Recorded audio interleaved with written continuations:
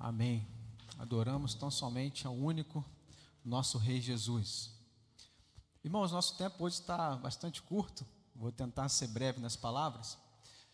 Irmãos, existem algumas perguntas que elas são aparentemente fáceis de responder, mas que as suas respostas não são tão simples assim. E algumas dessas perguntas, elas são extremamente importantes e até mesmo perguntas que têm como resposta algo fundamental, algo que serve de base para a nossa fé. E uma dessas perguntas que pode soar até mesmo estranho fazer no contexto de igreja, no contexto de pessoas convertidas, né, é: quem é Jesus?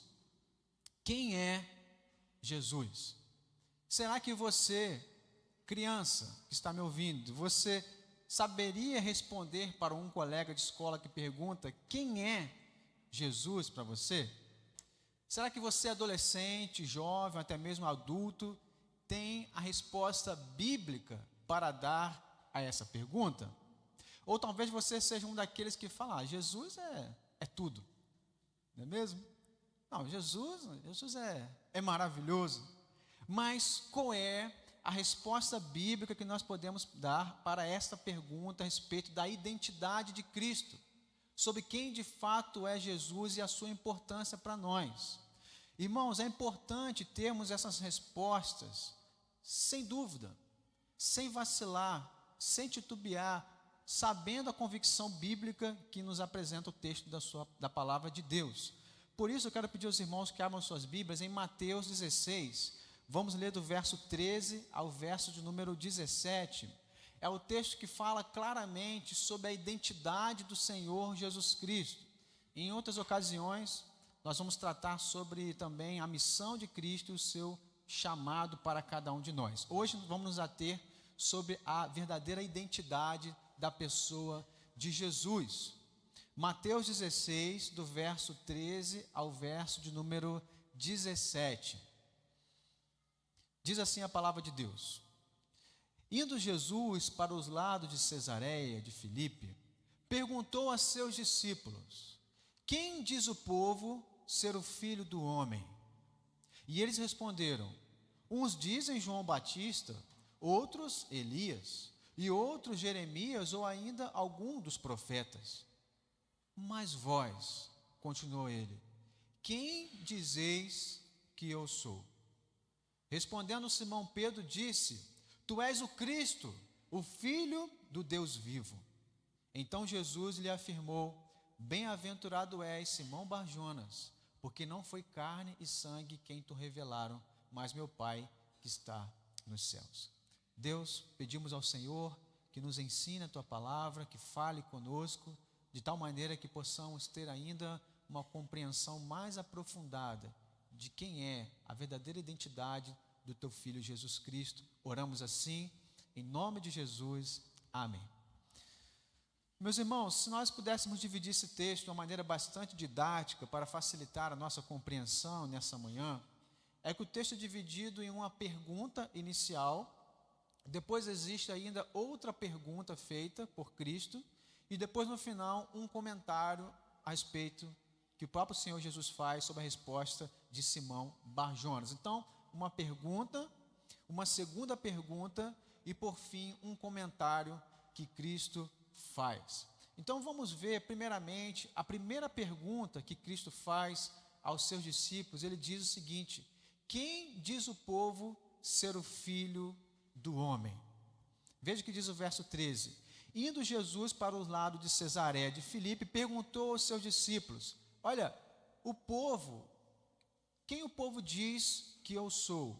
Quem o povo diz ser o Filho do Homem? E eles respondem: uns dizem talvez João Batista que retornou, ou ainda Elias, Jeremias, ou algum outro dos profetas. Irmãos, repare que na própria pergunta do Senhor Jesus, ele já apresenta em si a sua identidade. Ele vai dizer: quem diz o povo ser o Filho do Homem? Veja que expressão interessante que Jesus usa para se referir a si mesmo, se chamando de o Filho do Homem. Esse título, essa expressão representa então a perfeita humanidade de Jesus. A perfeita humanidade. Nós sabemos que Jesus, ele foi ser humano como eu e você. Ele foi alguém que nasceu da Virgem Maria de forma miraculosa. Ele foi alguém que passou pelos estágios da vida, desde criança, adolescente, a juventude, a fase adulta, embora naquele contexto não existia essa divisão de adolescência e juventude, né? Ele aprendeu, ele foi batizado, ele passou pela experiência de ter sido tentado pelo próprio diabo. Jesus, como filho do homem, como sendo ser humano como eu e você, ele sentiu fome, ele sentiu sede, ele sentiu cansaço, a necessidade de descansar e dormir como eu e você. Jesus, como plenamente homem, ele se entristeceu, ele chorou diante da morte de seu amigo Lázaro. Jesus, como plenamente homem, o filho do homem, ele se irou contra os vendedores do templo, os vendedores que buscavam lucros exorbitantes, explorando o povo. Irou-se, porém sem pecado, uma ira justa que zela pela santidade do nome de Deus. Jesus, como filho do homem, experimentou sofrimento. Ele é apresentado no texto de Isaías como homem de dores. E ele experimentou a morte no nosso lugar.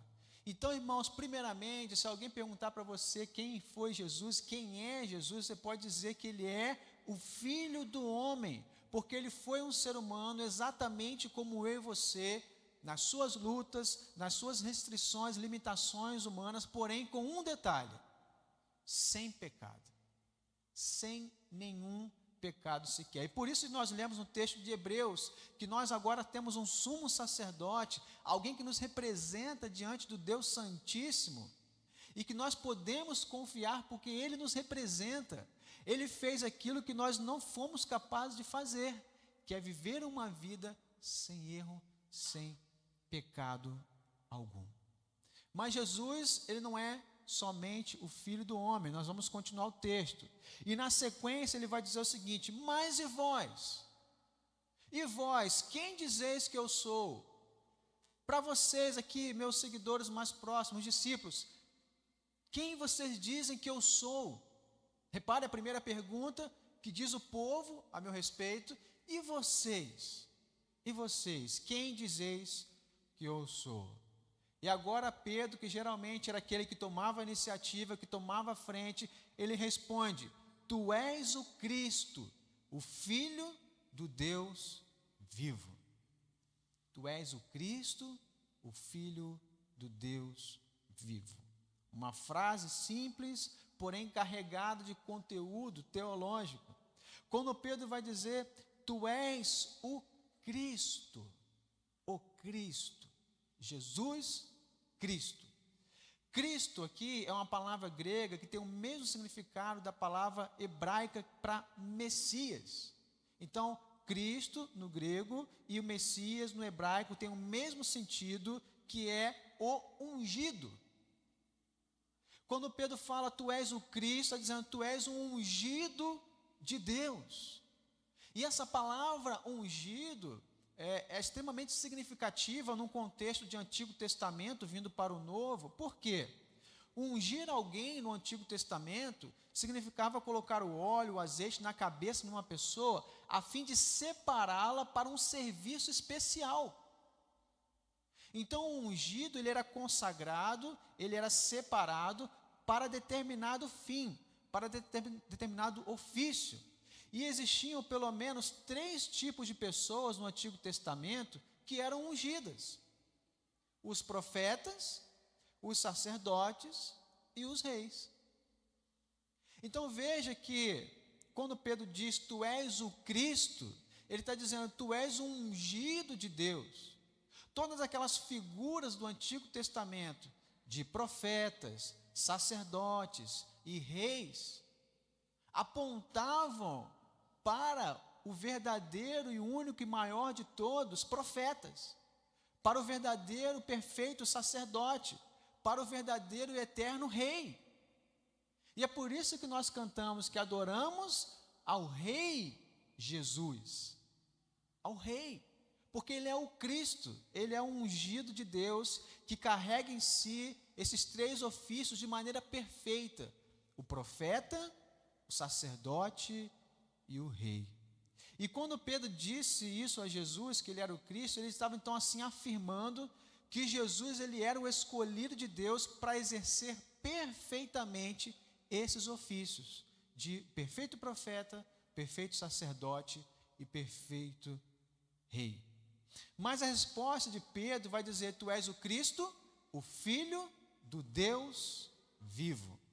Então repare, irmãos, além de Jesus ser conhecido como o Filho do homem, que representa em si a sua humanidade plena, agora também ele é reconhecido como o Filho do Deus vivo, que representa a sua divindade plena. Então, irmãos, Jesus ele é o Filho do homem, ele é o Filho do Deus vivo, e ele é ungido de Deus para exercer perfeitamente os ofícios de sacerdote, profeta e rei.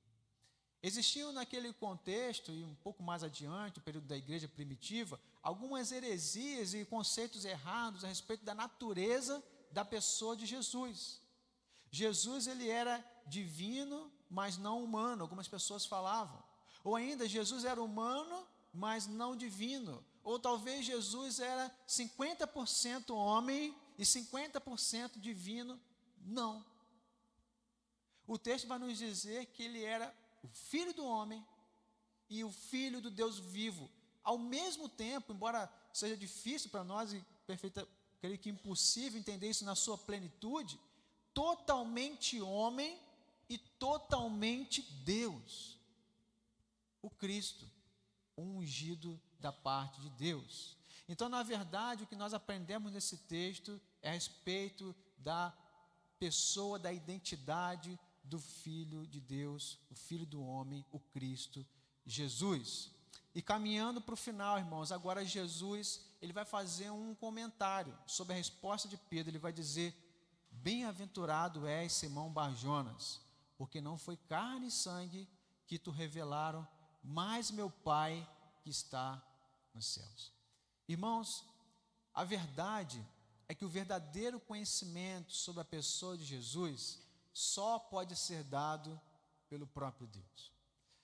Se hoje nós conhecemos quem é Cristo, se hoje nós enxergamos em Cristo o Senhor, o Salvador, o perfeito sacerdote, o perfeito rei, o perfeito profeta, o perfeito ser humano, aquele que é perfeitamente Deus também, isso é porque um dia nos foi revelada essa verdade.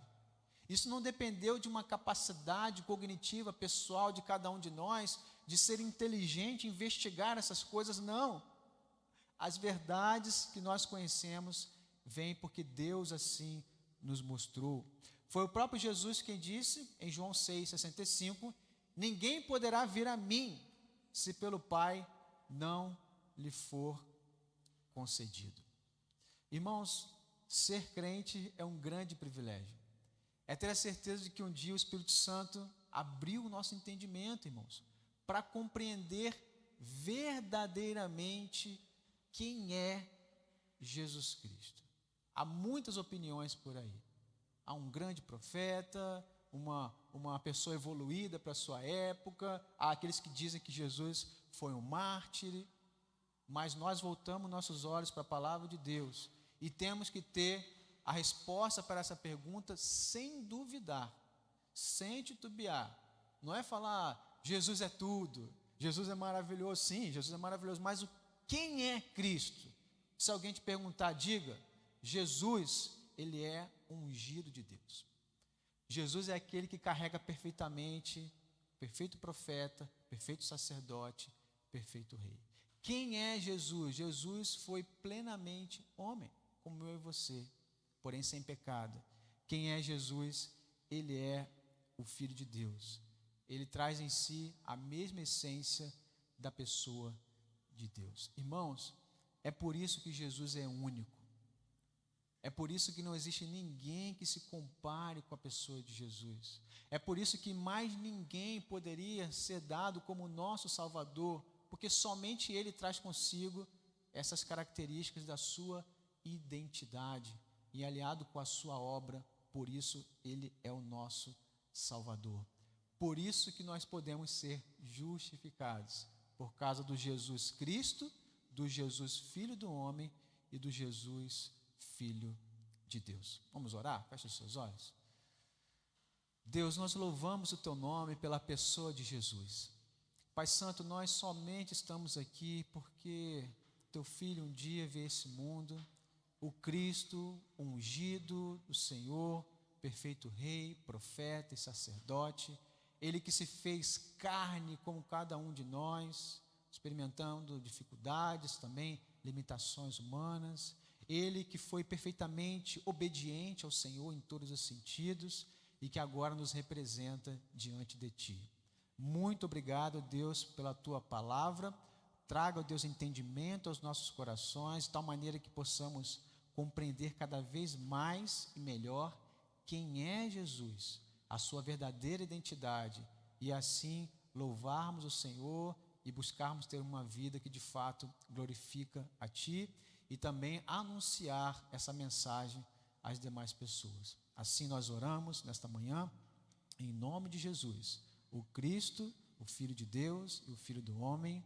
Amém e amém.